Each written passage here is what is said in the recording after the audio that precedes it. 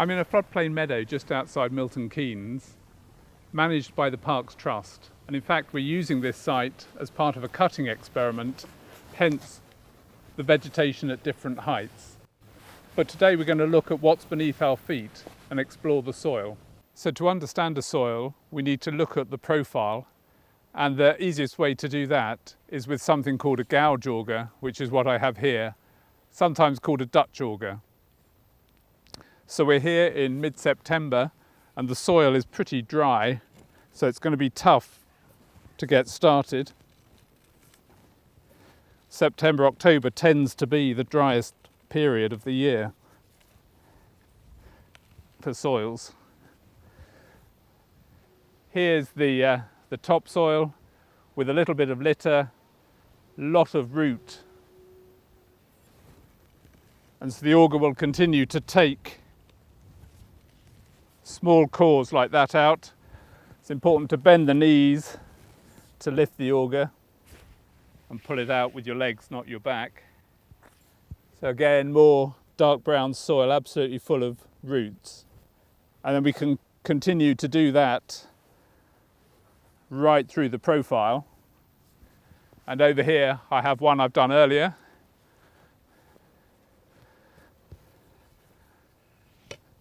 So we're about 85 centimetres down, and I've stopped because you might be able to hear I've hit stone at the bottom, and that's the gravel layer.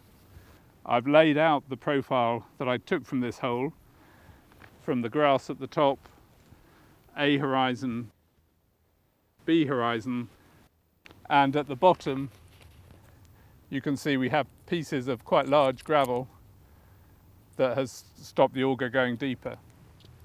So once we have the soil profile, there's a range of characteristics we're interested in. People often talk about the texture of the soil. So if we take a little bit and wet it up and then rub that slurry between our fingers, and then by rubbing that between your fingers, you're able to sense the composition in terms of clay, silt and sand. Clay feels particularly sticky. Silt feels slippery like soap, and sand feels gritty. So just feeling this sample, definitely clay in there, it's feeling sticky, but also quite a lot of silt. It's very slippery. So I think we'd class this as a silty clay. So that's the A horizon, which is perhaps 35 centimetres deep.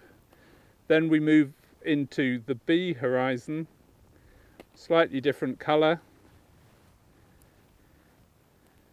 mottled orange and grey that we'll come to later.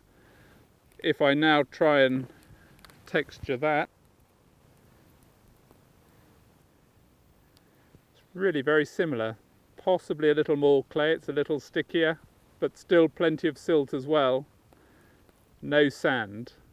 So texture wise it's still a silty clay. There hasn't been a great change between this A horizon and the B, and then at the bottom we have the gravel.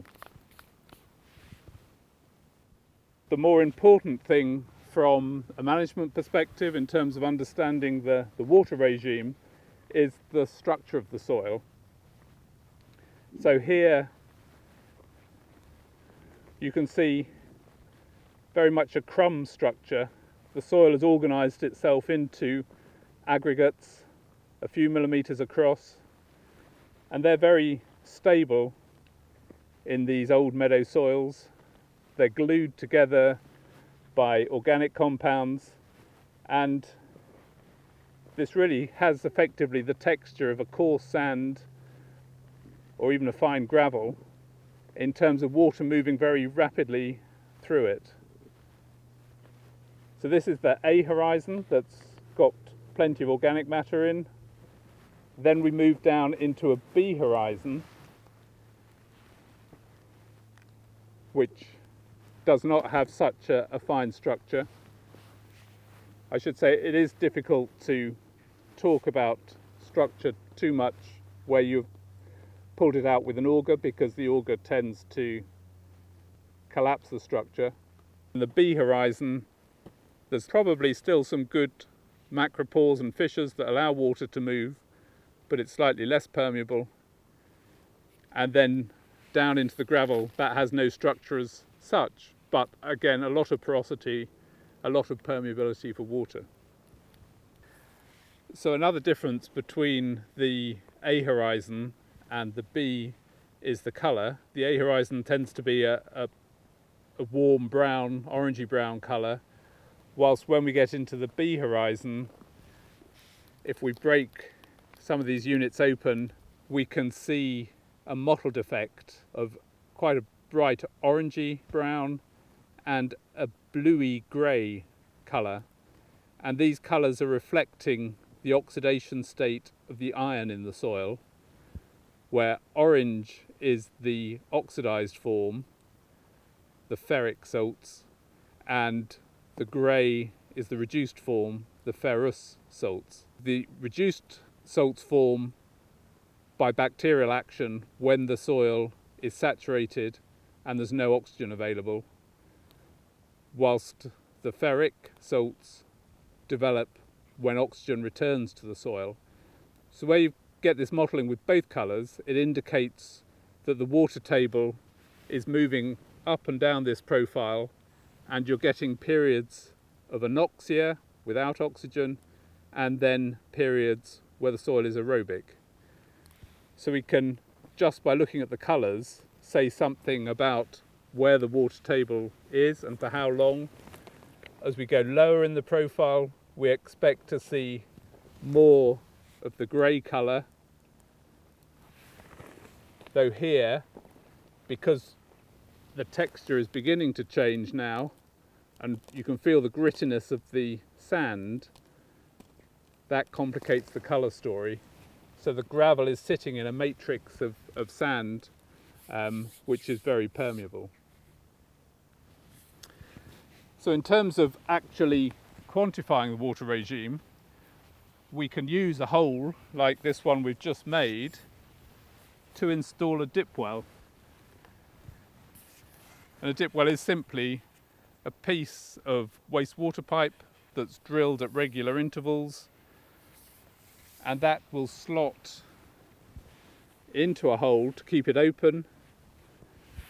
Typically in a meadow, we would saw it off at ground level and put a plate on it to protect it from vehicles and stock, and then using a graduated staff like this,